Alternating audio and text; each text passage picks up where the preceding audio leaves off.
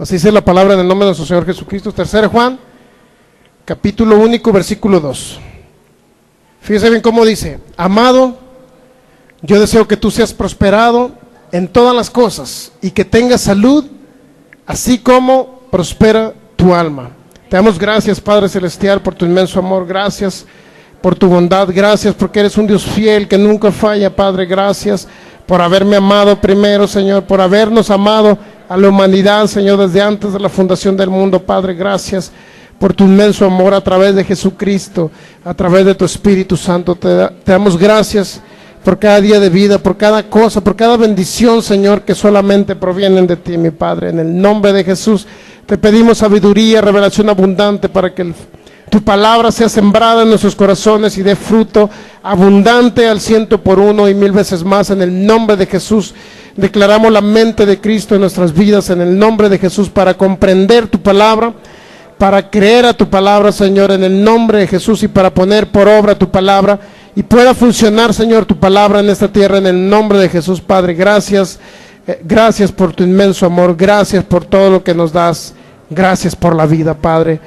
Gracias, Espíritu Santo, porque estás en nuestras vidas. Gracias por que tú nos revelas, Señor, tu palabra. Gracias, Espíritu Santo, porque tú eres el maestro de maestros y tú eres el Señor de esta reunión. Amén. Muy bien, fíjense, 3 Juan, capítulo único, versículo 2, dice el apóstol Juan estas palabras: amado, dice, yo deseo que tú seas prosperado en todas las cosas y que tengas salud, así como prospera tu alma. La voluntad de Dios, el mensaje del corazón de Dios es que seamos prosperados en todas las cosas. Y no nada más eso, sino que tengamos ¿qué? Salud. Salud. Finalmente concluimos con esta serie.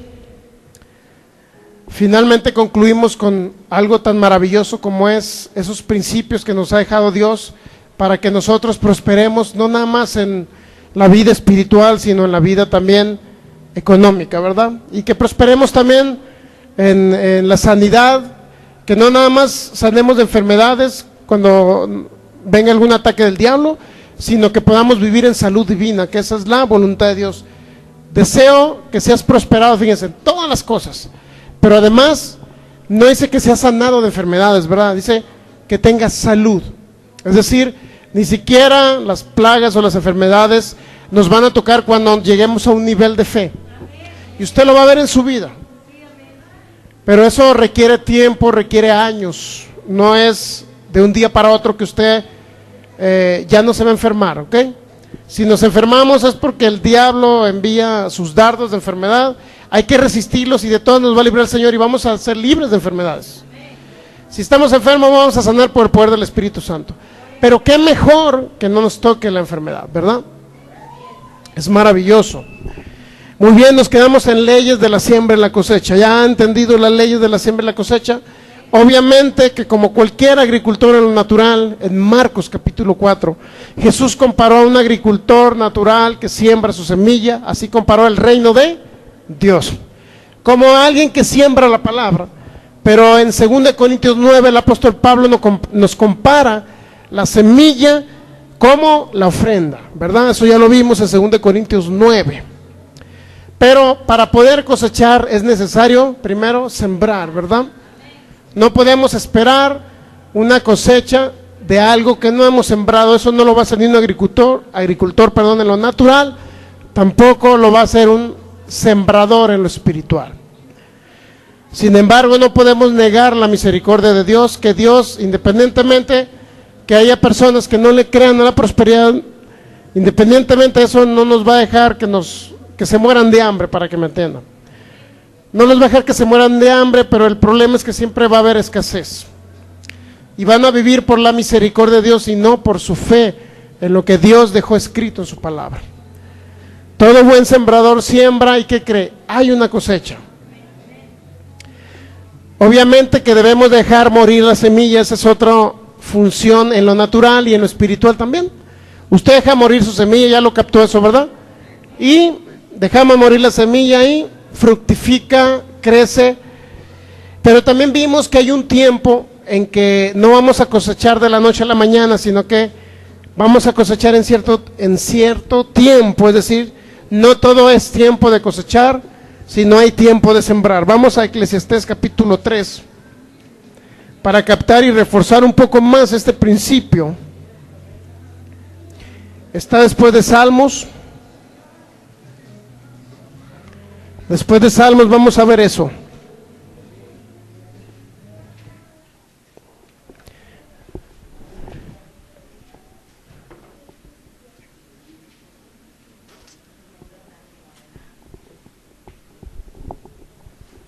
Eclesiastés capítulo 3. Fíjense bien lo que dice el libro del predicador o de Eclesiastés, que es lo mismo. Dice en el versículo 1, dice, todo tiene su tiempo.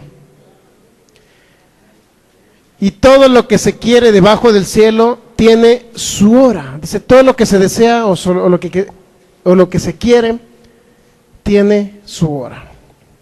Está captando la cuestión del tiempo de Dios. Dice que todo tiene su tiempo, es decir, nos da una promesa de que para todo hay un tiempo, es decir, no toda la vida. Si usted había pensado que todo el tiempo y toda la vida iba a estar pobre, o iba a estar arruinado, o iba a estar con escasez, quiero decirle que no, porque Dios dice que todo tiene su tiempo. Luego dice el versículo 2, tiempo de nacer y tiempo de morir.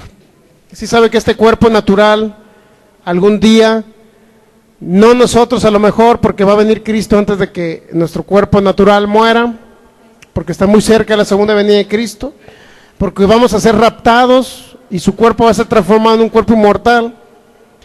En esa esperanza se murió el apóstol Pablo, ¿ya sabe usted? Murió creyendo que iba a venir Cristo. Y nosotros creemos que somos la generación Enoc, y lo ha dicho el pastor Arnoldo, que Cristo va a venir y que su cuerpo va a ser transformado en un cuerpo inmortal. Esa es la promesa de Cristo. Dice tiempo de nacer y tiempo de morir, pero dice algo muy importante enseguida, tiempo de plantar. Fíjese, tiempo de plantar. ¿Qué significa plantar? ¿Qué cree usted? Es sembrar, ¿verdad? Es plantar un árbol, sembrar una semilla. Hay un tiempo de que vamos a plantar la semilla. Pero fíjense bien la promesa de Dios, que si usted hay un tiempo que usted planta la semilla. También dice el libro del predicador de Eclesiastés 3, dice, hay tiempo de arrancar ¿lo qué? Lo plantado. ¿Qué significa tiempo de arrancar lo plantado? Puede darse dos interpretaciones. Una, personas que arrancan su semilla, pero también, fíjense, la segunda, que es, y yo creo que lo más correcto, que si hay un tiempo de plantar o de sembrar una semilla, yo siento que Dios quiso decir aquí en su palabra, que no nada más hay un tiempo en que usted va a plantar la semilla, sino hay un tiempo en que va a fructificar y usted va a recibir el fruto de esa semilla. Dios le promete en su palabra a usted que hay un tiempo que usted siembra, pero Dios no se va a quedar jamás con su semilla. Es decir, esa semilla va a fructificar y un día va a cortar lo que usted plantó. Va a recibir el fruto de lo que ha sembrado. Pero no va a sembrar hoy y va a cosechar mañana, sino va a sembrar hoy y en un tiempo debido va a haber un tiempo en que va a estar cosecha y cosecha de lo que va o de lo que sembró anteriormente. Por consecuencia vuelve a sembrar y sigue sembrando, y es un tiempo de nunca se acaba la siembra y la cosecha, dijo Dios. Así es que cuando usted siembra, debe entender que va a haber una multiplicación y un día va a arrancar eso que usted plantó. Va a disfrutar del fruto, de la semilla que usted plantó en el reino de Dios. Eso es algo impresionante. Es decir, Dios no lo va a dejar a usted pobre, para que me entienda. Porque Dios va a decir, aquí tengo un hombre, una mujer de fe, que me creyó que si plantaba como un sembrador natural, y un día yo se lo iba a multiplicar. Y créalo que Dios es fiel en ese sentido. Igual, a lo mejor usted dice, en el sentido espiritual, no hemos crecido a lo mejor como congregación, pero no me preocupo, porque yo sé que hay un tiempo de arrancar lo plantado. Es decir, Hay un tiempo en que va a haber frutos de multiplicación, por eso seguimos sembrando la semilla y por eso vamos a salir a la calle a sembrar la semilla. Por eso vamos a ir allá donde pasa tanto un europeo, un francés, un italiano, como pasa un norteamericano, como pasa un mexicano, como pasa también cualquier mexicano de diferentes regiones de aquí, de México, de este país. Pasan de toda la República. Si usted va a Tijuana, iba a encontrar gente de toda la República, ¿sabía? Tijuana, México y Guadalajara dicen que son las ciudades donde hay gente de toda la República. Todo el mundo se va a las ciudades grandes a trabajar, a vivir. Entonces fíjese bien, va a encontrar de toda la tierra, va a encontrar aquí en el centro de Guadalajara, no nada más personas que habiten aquí, sino turistas. ¿Dónde cree que van los turistas? ¿Dónde cree que es la primera parte donde los llevan? Ahí al Teatro Degollado, a la Plaza Tapatía, todo eso, ahí van. Y ahí van a escuchar la palabra de fe. Va a ser impresionante, no se imaginan lo que va a suceder. Impresionante. Aparte de los milagros que hace el Espíritu Santo, no se imagina cuántos hermanos que aún que se han salido de la fe van a retornar a Cristo a través de esos mensajes. Porque hay muchos que estuvieron en Cristo, que se salieron, anduvieron, se alejaron del Evangelio por una u otra cosa y todos ellos van a regresar también. Entonces estamos de acuerdo que hay un tiempo que sembramos la semilla y yo creo que hemos sembrado la semilla. Nosotros personalmente en nuestro ministerio hemos sembrado la semilla durante 3 años. 3 años de ministerio tenemos, sembrando semilla. ¿Y qué cree? Creemos que hay un tiempo de cosecha y creemos que está próximo. Así es que no hay que desesperar. Yo he visto congregaciones que nacen desde chiquitas y cómo ha ido el proceso y cómo han crecido y cómo se han multiplicado, porque Dios es fiel a su palabra. Así Él dice que si yo siembro la palabra, es decir, muchos van a venir a ser salvos a través de la palabra que nosotros lancemos. Y lo creemos firmemente porque Dios es fiel, pero debemos entender que hay un tiempo que sembramos y un tiempo en que cosechamos. Así es que no se desespere si no ve muchas personas. Todo es el tiempo en que debemos de entender que hay una cosecha y que vamos a recoger eso que hemos sembrado. Igual en las ofrendas, en lo que usted siembra para el reino, en lo económico, usted siembra y créalo que no se va a arrepentir. Yo sé que próximamente va a estar dando testimonios impresionantes del poder prosperador de Jesucristo. Muy bien, entonces la semilla debe brotar y debe crecer y hay un tiempo. Marcos capítulo 4, versículo 26.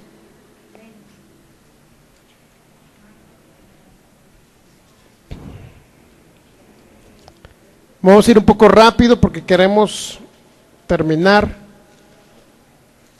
Marcos capítulo 4, versículo 26. Dice, decía además Jesús, así es el reino de Dios como cuando un hombre echa semilla en la tierra. Fíjense lo que dijo, estas palabras no vienen de cualquier persona, vienen del mismo Jesucristo. Dice, así es el reino de Dios como cuando un hombre echa semilla en tierra, duerme, se levanta de noche y de día, y la semilla brota y crece sin que él sepa cómo, porque de suyo dice que esa semilla lleva fruto a la tierra donde se siembra. Primero hierba, luego espiga, después grano lleno en la espiga. Es decir, va a traer multiplicación. Y luego Jesús prometió grano lleno en la espiga. Es decir, no va a quedar una mínima parte de lo que usted haya sembrado que Dios no se lo vaya a multiplicar en abundancia. Pero primero dice, fíjense, hay fruto en la tierra, pero primero dice hierba, luego espiga y después viene el grano. O sea, es un tiempo en que usted va a cosechar. Para que no se desespere y diga, ya quiero mis cosechas, ¿por qué no me funciona? ¿Por qué no se está viendo? Bueno, fíjese bien, entonces es importante eso. El tipo de semilla determina el tipo de cosecha, ya lo vimos también. Usted siembra maíz, va a cosechar maíz, si siembra frijol, va a cosechar frijol. No puede sembrar maíz y cosechar frijol. No puede sembrar amor y cosechar dinero, tiene que sembrar dinero para cosechar ¿qué? Dinero. El tipo de semilla, dice por allá en Génesis capítulo 1, que Dios constituyó cada árbol para que diera fruto según su clase, según su género. O sea, no puede, es contra naturaleza que un manzano de naranjas o un naranjo de manzanas. Es contra naturaleza, no puede aplicar en una ley de Dios, ¿correcto?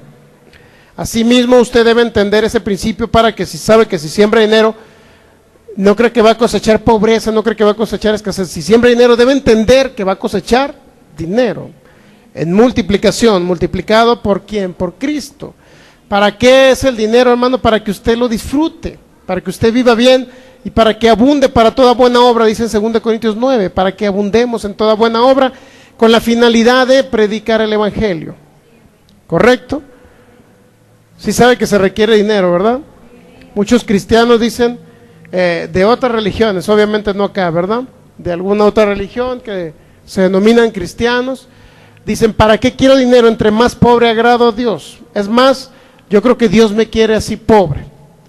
La pobreza es parte de mi vida, dicen ellos. Es más, si le pido a Dios casas, bienes, carros, es que estoy envanecido, mi mente está envanecida porque mi mente solamente quiere lo espiritual y no lo material. Bueno, entonces, ¿cómo piensan ellos que se predicará el evangelio? Imagínense, como dice el pastor Arnoldo, oye, los únicos raros son los cristianos, dice algunos cristianos, porque si en el mundo natural tú sabes que el dinero se necesita para todo, imagínense, dice el pastor Arnoldo estas palabras, si va el presidente de la República al Walmart, va y compra y llena su canasta de alimentos. Una pregunta, dice el pastor Arnoldo, yo les voy a hacer esta pregunta. ¿Ustedes creen que la cajera no le va a cobrar porque es el presidente de la República? ¿Verdad que le va a cobrar? ¿Qué requirió el presidente de la República? ¿Su renombre o no? La cajera, si no le cobra a la cajera se lo descuentan. ¿Cuántos saben? Nadie les va a regalar nada, pues. O sea, se requiere dinero para vivir, se requiere dinero para comer, se requiere dinero para echarle gasolina al carro, para pagar los camiones, para comprar las tortillas. ¿Sí o no se requiere? ¿Verdad?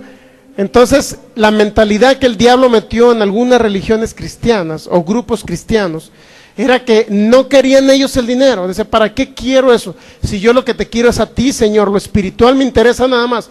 Pues sí, pero si aman a Dios, ¿por qué no amar lo que Cristo hizo por ellos llevando la pobreza, la maldición de la pobreza? ¿Por qué no aceptan esa parte de Jesús?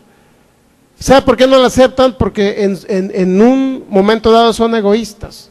Porque ellos decir, bueno, si me va mejor, oye, puedo predicar la palabra a través de la televisión, de la radio. Si me va mejor, oye, siembro en el reino para que se abra tal obra en tal lugar. Oye, si siembro en el reino me va a ir mejor y puedo comprar una bocina para predicar la palabra en mi casa, para poner música cristiana, para que la gente oiga la música y se convierta. ¿Me explico? Se va dando cuenta cómo algunos grupos cristianos están en contra del mismo evangelio de Cristo cuando niegan la prosperidad, niegan que Jesús llevó la maldición de la pobreza para que ellos fueran enriquecidos. Entonces nosotros no debemos de ser de ese grupo, ¿correcto? Ellos creen, dice, ¿para qué quiero la prosperidad si yo puedo predicar el evangelio sin dinero? Sí, pues entra a la radio, ve y dile, Señor, yo soy del reino de Dios, soy hijo del que creó los cielos y la tierra, a ver, voy a darme un programa de televisión gratis. ¿Se los irán a dar gratis? No. ¿Sí o no? ¿Verdad que no? No se lo van a dar el programa gratis, no. ¿Por qué razón? Porque se requiere dinero para predicar el evangelio. ¿Correcto? Es comprensible todo esto, ¿verdad? Si no, vaya al súper y no le pague a la cajera. Va a ver dónde va a terminar, en el tambo, en el bote, o ¿cómo se le llame? En la cárcel, tras rejas, ahí van a terminar. Los que quieran, ¿verdad que se requiere para todo? Claro. ¿Cuánto más para predicar el bendito evangelio de Jesús? ¿Cuánto más? Así es que créalo que debemos de ser generosos en ese sentido. La proporción de lo que usted siembra determina también la proporción de lo que usted va a cosechar. Un agricultor natural no puede sembrar 1 hectárea y esperar la cosecha de 10 hectáreas. Si sembró 1 hectárea, sabe que 1 hectárea produce a lo mejor 10 toneladas y esa hectárea le va a dar 10 toneladas. Por mucho mejor que le vaya, a lo mejor le va a dar 12 toneladas. Por mejor multiplicación, a lo mejor le va a dar 15. Pero no le va a dar las 50 toneladas que le debió haber dado 10 hectáreas. Solamente le va a dar la de 1 hectárea. ¿Estamos de acuerdo en eso? Dice el apóstol Pablo, fíjense bien lo que dice. 2 Corintios capítulo 9.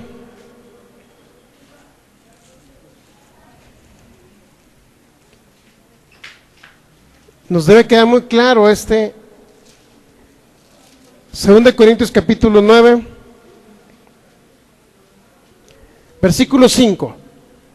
Por tanto, tuve por necesario exhortar a los hermanos. Fíjense lo que decía el apóstol Pablo, exhortaba. ¿A qué los animaba? ¿A qué los invitaba?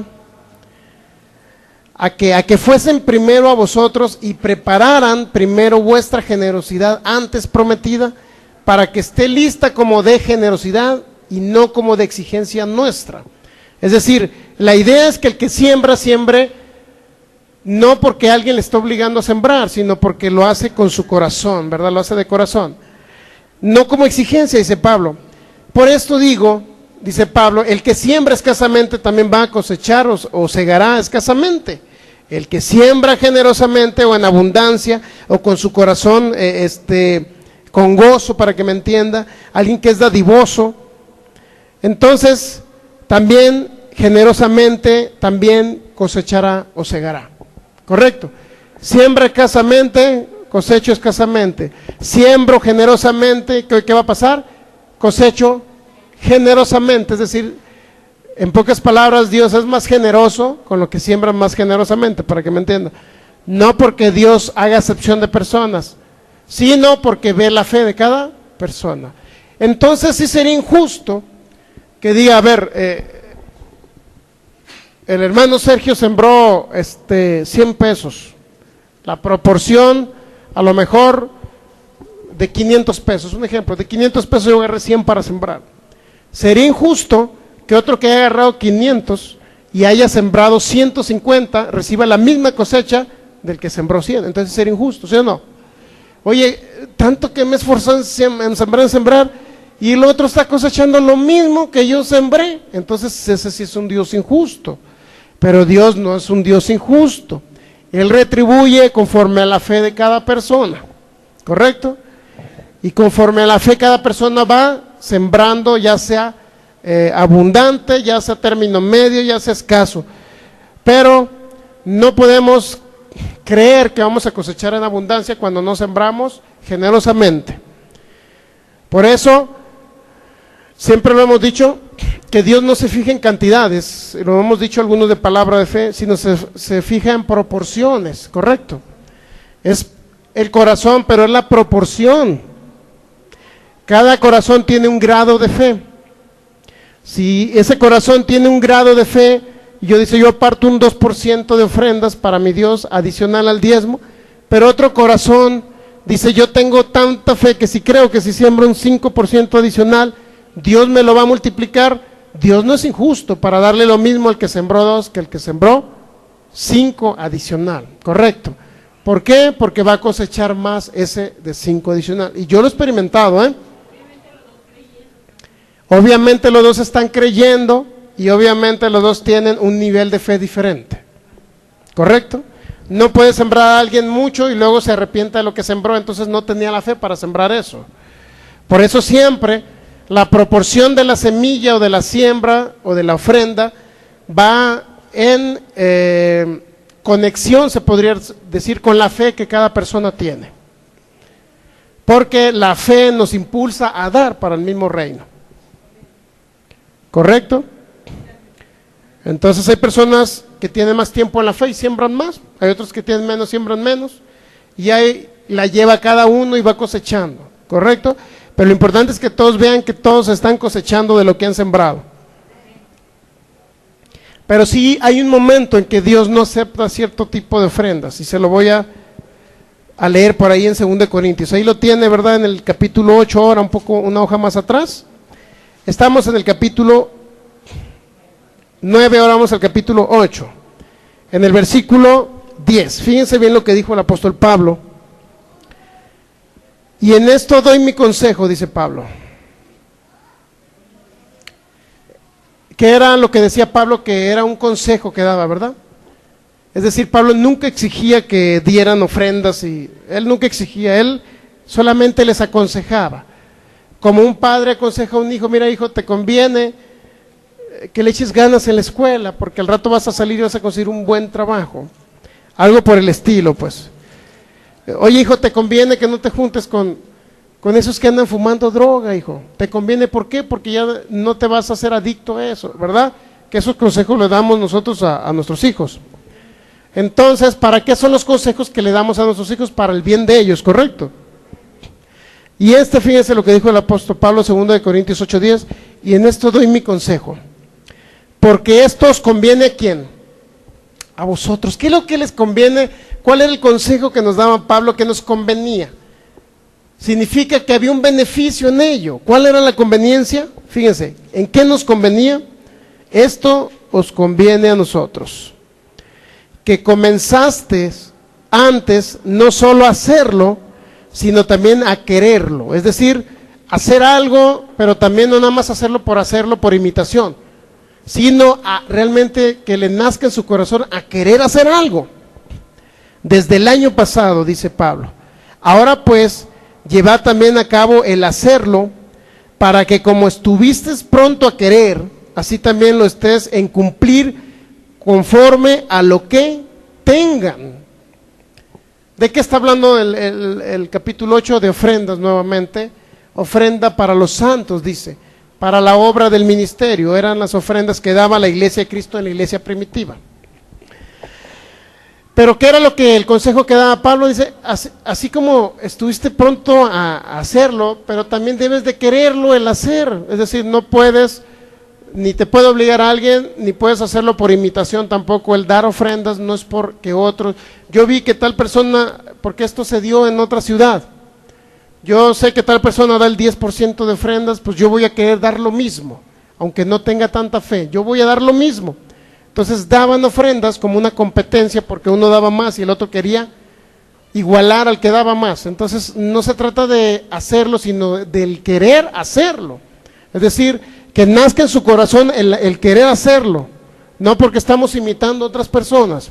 Ahora pues llevad también a cabo el hacerlo, para que como estuviste pronto a querer, fíjense, primero está el ¿qué? El querer, el que nazca en nuestro corazón. Así también lo estés en cumplir conforme a lo que tengas. Es decir, vamos a dar conforme a lo que tenemos, no conforme a lo que no tenemos. Es decir, si una persona tiene su trabajo, gana cierto dinero mensual, y que alguien le diga, ¿sabes qué? Pues si no tienes para dar, vende tu casa y siémbrala al reino. O sea, eso está mal, ¿no? Porque ahora lo vas a hacer a ese pobre hermano a que pague renta para sembrarlo al reino. Entonces dice Pablo, tú vas a dar de acuerdo a lo que tú tengas, es decir, de acuerdo a lo que ingrese mensualmente, semanalmente, como sea, de lo que tú ingreses a ti, de acuerdo a lo que tú tengas vas a dar, no de acuerdo a lo que no tengas. Fíjense, ahí ve otra vez. Porque dice el versículo 12, dice, el versículo 11 dice, en la última parte, así también lo estés en cumplir conforme a lo que tengan. Porque si primero hay la voluntad dispuesta, otra vez dice que debe ser de voluntad, debe ser de disposición, debe ser de que realmente amamos la obra de Dios, no por imitación ni por exigencia, sino debe haber ¿qué? La voluntad dispuesta, debemos estar dispuestos. Y luego dice, será acepta según lo que uno tiene, no según lo que no tiene. Será acepta según lo que tiene, no según lo que no tiene. ¿Estamos de acuerdo, sí?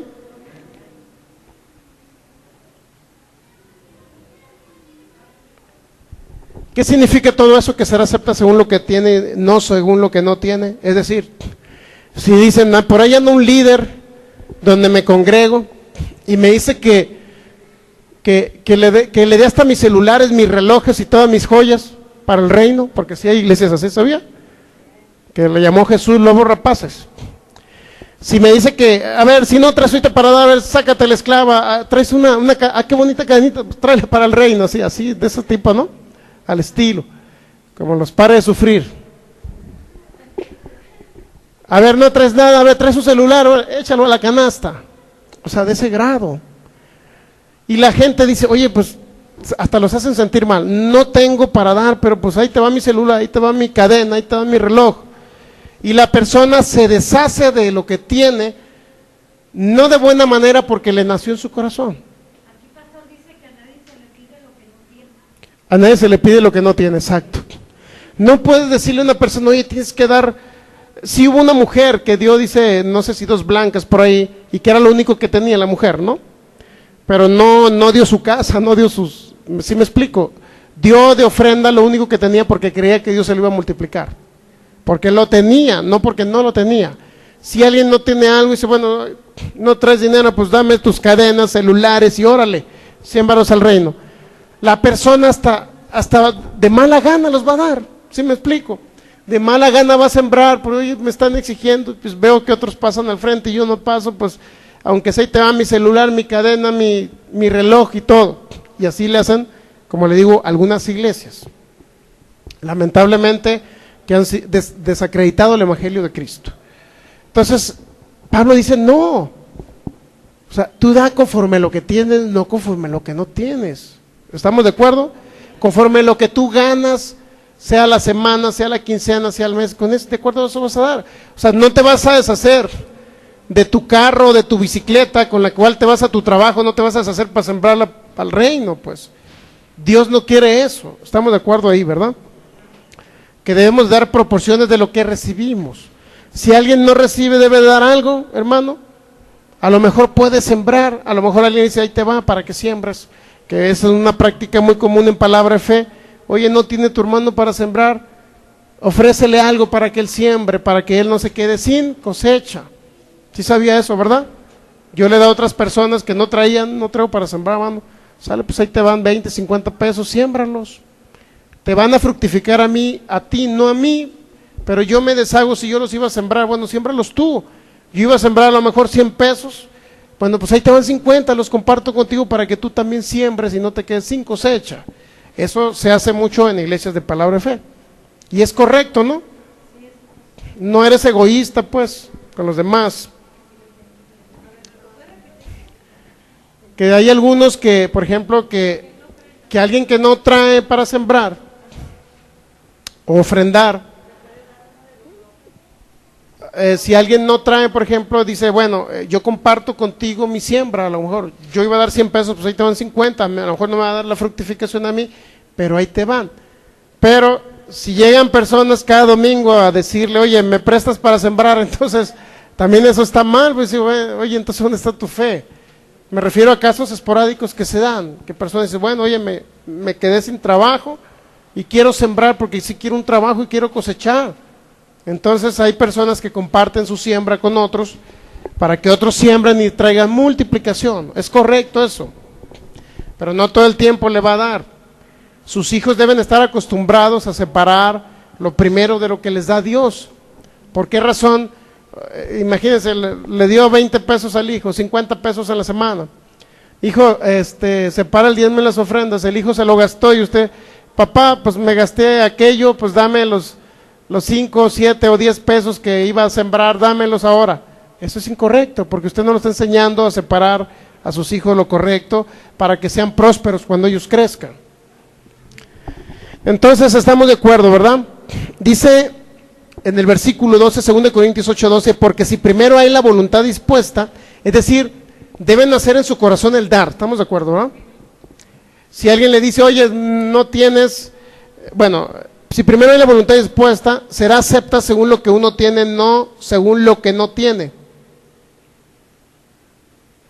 Porque no digo esto para que haya para otros holgura y para vosotros estrechez. O sea, Pablo dice, oye, no te estoy diciendo que siembres en el reino para que andes siempre ajustado, que te falta dinero, no, sino para que haya también holgura. ¿Qué significa holgura? ¿Sabes lo que significa holgura? Que haya siempre finanzas, que que le sobre pues el dinero, a eso se refería, holgura. Y estrechez significa que ande escaso pues.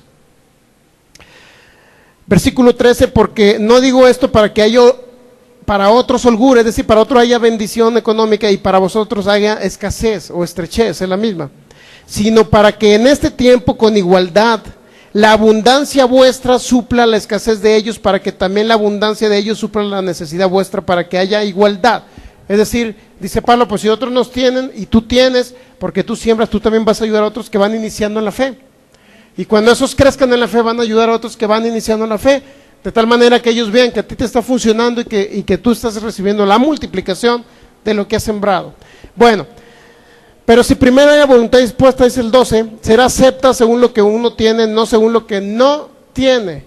Será aceptar según lo que uno tiene, es decir, primero debe haber la voluntad dispuesta. Cuando damos para el reino debe nacer de nuestro corazón, ¿verdad? Porque ¿qué pasa con las personas que le dicen, bueno, si no traes dinero, pues ahora, a ver, pásale y vende el celular al que viene ahí ahorita pasando por la calle, cuesta 1,000 pesos tu celular, dáselo en 200 y siémbralo para el reino. ¿Será correcto eso? Porque la persona no tenía. Esa persona fue obligada a hacer algo que no quería. Entonces lo hizo por obligación, por lo tanto no va a ser acepta esa ofrenda, porque no nació de un corazón dispuesto, sino nació de que alguien le exigió que diera. ¿Correcto? Entonces hay ofrendas, se ha dado cuenta que hay ofrendas que no son aceptas. En el caso de Caín y Abel sí lo ha leído, ¿verdad? Bueno, ahorita vamos a ir para allá.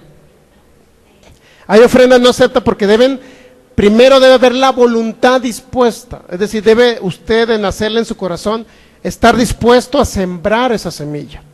Si no nace de su corazón y está dispuesto a sembrar una semilla, entonces no va a ser acepta delante de Dios. No va a ser acepta esa semilla. Por lo tanto, la pregunta sería, ¿traerá multiplicación? Por supuesto que no. Debe haber la voluntad dispuesta, nacer del corazón para que la semilla fructifique. Muchos dicen, oye, siembra y vas a tener multiplicación. Aunque la gente aunque no le creas a Dios, siembra y vas a... ¿Cómo que aunque no le creas a Dios? Está como usted va a la calle y hay personas que están engañando a las personas vendiendo un producto allá en la Plaza Tapatía. Y órale, dame esos 50 pesos, dame esos 100 pesos, y mira, te voy a dar esta imagen que te va a prosperar y este aceite que lo trajimos de no sé dónde. Entonces eso te va a prosperar, órale, échale 150 y vas a ver la abundancia. ¿Cómo que va a haber abundancia? Ese señor está presionando a la gente para que den un dinero donde no va a traer nada. Tan sencillo. O sea, ¿qué le hace creer que un liquidito y una imagen de X santito los va? No, así no es. ¿Correcto? Entonces hay ofrendas que no son aceptas. Ir a traer multiplicación porque dio 150 pesos para un aceitito, no va a traer multiplicación. Porque no, primero, no nació del corazón. Segundo, no se sembró en el reino de Dios. Se sembró en X persona que tenía hambre, quería comer y engañaba a la gente. Pero, si usted siembra en otro hermano en Cristo, sí trae multiplicación. ¿Sí sabía? Trae multiplicación siempre y cuando es hermano en Cristo, no le pida la siembra. Si se la pide, hermano, qué bonita está tu blusa, imagínense que le guste a tu hermano. Qué bonita está tu blusa, roja así como me gustan. Deberías de sembrármela. Y la hermana, pues ahí te va. ¿Irá a traer multiplicación esa siembra? No, porque fue por exigencia, ¿correcto? Fíjese bien cómo debe ser. Yo escuché personas que me dijeron, ¡ay, qué bonito tu traje, deberías de sembrármelo! No te lo voy a sembrar, ¿no? Así, directo.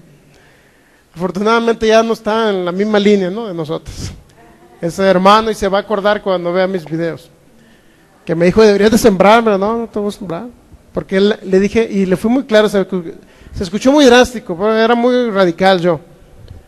Todavía sigo de radical, ¿no? Vale.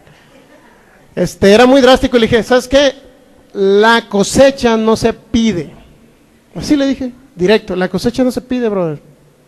Por eso no te lo puedo dar. Tú vas a cosechar de donde menos esperas. ¿Correcto? Si tú siembras, la cosecha no se pide. Y interpretaron mal la siembra, de tal manera que todo el mundo llegaba a mi esposa con...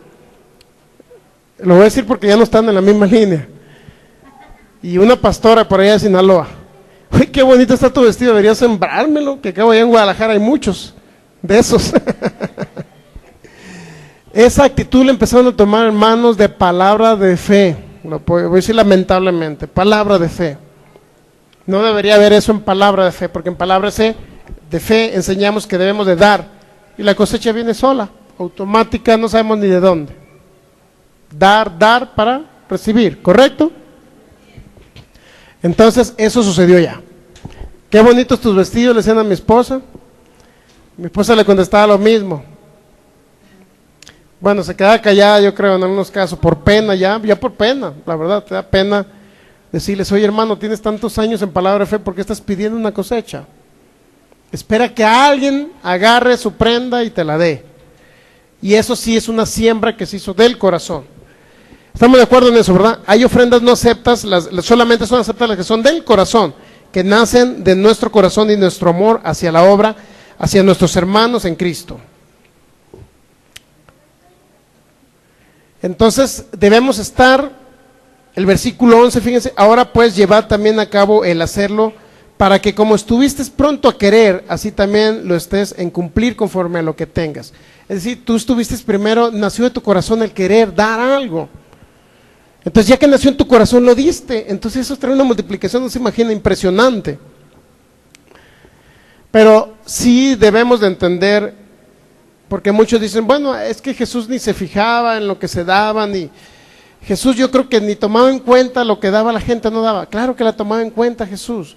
Jesús sabía precisamente quién daba y quién no daba ofrenda, sí sabía, Jesús lo sabía. Y fíjense, vamos a ver este hecho en Marcos capítulo 12. Jesús sabe si alguien lo da de corazón o no lo da de corazón.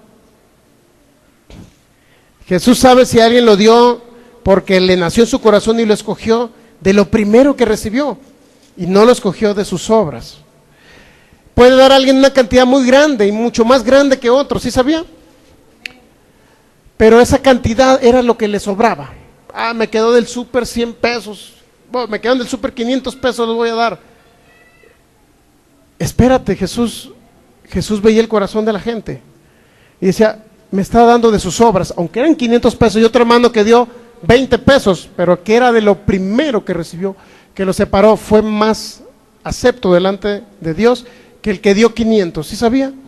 Porque el otro lo separó de lo primero, no de lo que le sobraba. En eso debemos estar muy claros. Marcos capítulo 12, fíjese bien, versículo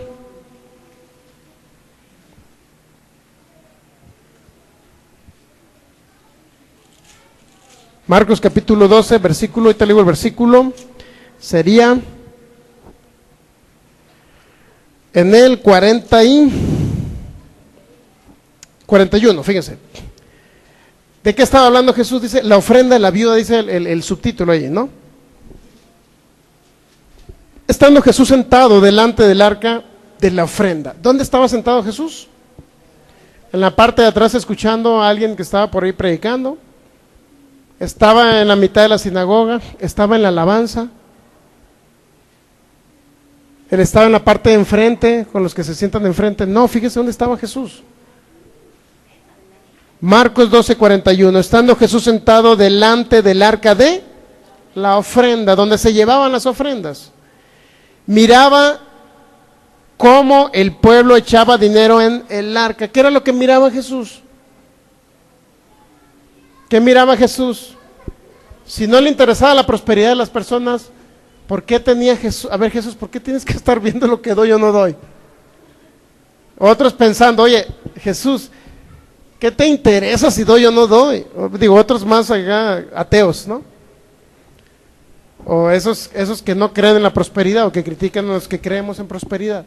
A Jesús nunca le importó el dinero, hermano, nunca le importó lo que la gente diera. Entonces, ¿por qué estaba sentado frente al arca de la ofrenda? Es la pregunta que yo les haría a nuestros amigos de internet que no creen en prosperidad. Fíjense otra vez, vamos a leer. Estando Jesús sentado delante del arca de la ofrenda, no nada más estaba sentado ahí como un espectador. Estaba sentado porque estaba mirando. ¿Qué estaba mirando? Cómo el pueblo echaba dinero en el arca. Fíjense, no habla de cantidades. No dice cuánto el pueblo echaba, no estaba hablando, sino era la actitud. Y sí vamos a ver ahorita que se fijó en proporciones, pero era una actitud lo que veía Jesús en ellos. ¿Me explico? Estando Jesús sentado delante del arca de la ofrenda, miraba cómo, dice, no cuánto, sino cómo el pueblo echaba dinero en el arca, y muchos